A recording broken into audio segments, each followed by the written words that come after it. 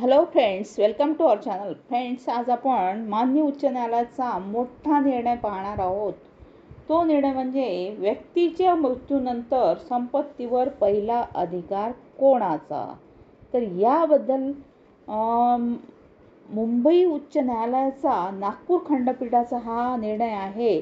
तर तो निर्णय काय आहे, संपत्तीचा खरा हकदार कोण आहे, खरा वारसदार कोण आहे, याबद्दल आपण पाहूया माहिती.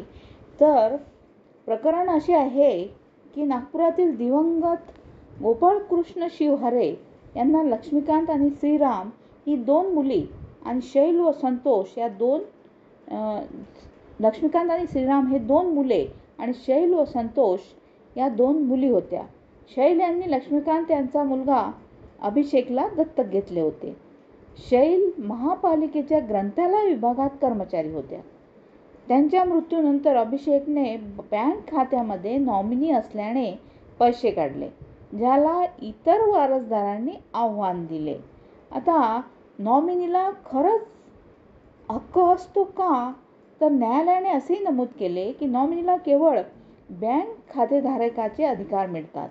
खातेधारकाच्या मृत्यूनंतर नॉमिनी बँकेतील रक्कम काढू शकतो, परंतु तो त्या रकमेचा मालक होत नाही.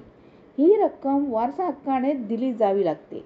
या प्रकरणात मान्य न्यायालयाने खालच्या न्यायालयांचे निर्णय बदलून सर्व वारसदारांना संपत्तीमध्ये समान वाटा देण्याचा आदेश दिला. तर हा निर्णय मान्य न्यायमूर्तींनी दिलेल्या निर्णयानुसार संपत्तीचे खरे हकदार हे कायदेशीर वारसदारच असतात. एखाद्या व्यक्तीच्या मृत्यूनंतर नॉमिनी व्यक्तीला संपत्तीवर मालकी हक्क मिळत नाही, असा महत्त्वाचा निर्णय मान्य मुंबई उच्च न्यायालयाच्या नागपूर खंडपीठाने दिला आहे. थँक्यू.